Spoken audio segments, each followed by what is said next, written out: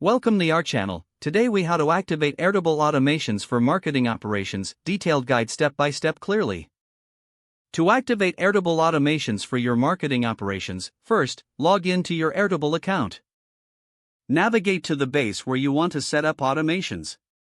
Locate the Automations tab in the top menu bar and click on it.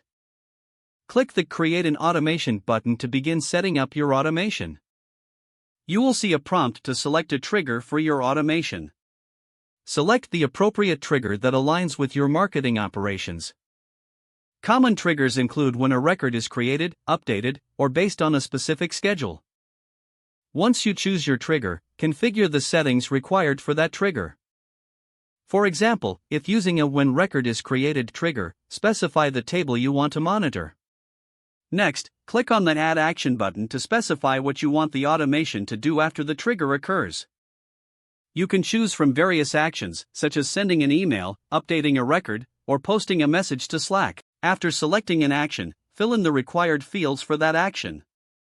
For instance, if you're sending an email, provide the recipient's email address, subject line, and body text.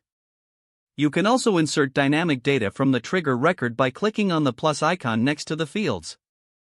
Once your action is fully configured, test the automation by clicking the Test button at the bottom.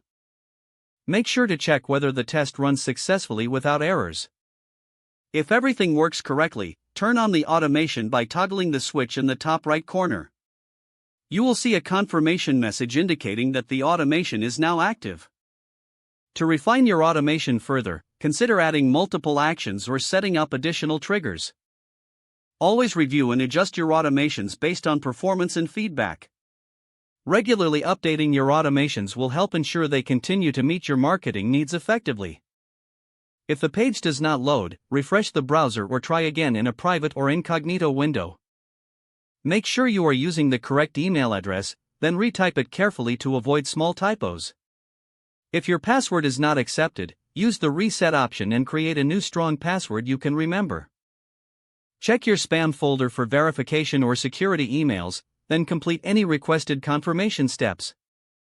Enable two-factor authentication if available to improve account security and reduce unauthorized access risk. After signing in, review your profile details so your contact information and settings are accurate and current. If you see an error message, note it down and try again after restarting your device and internet connection. Don't forget to like this video and subscribe to our channel for more step-by-step tech guides.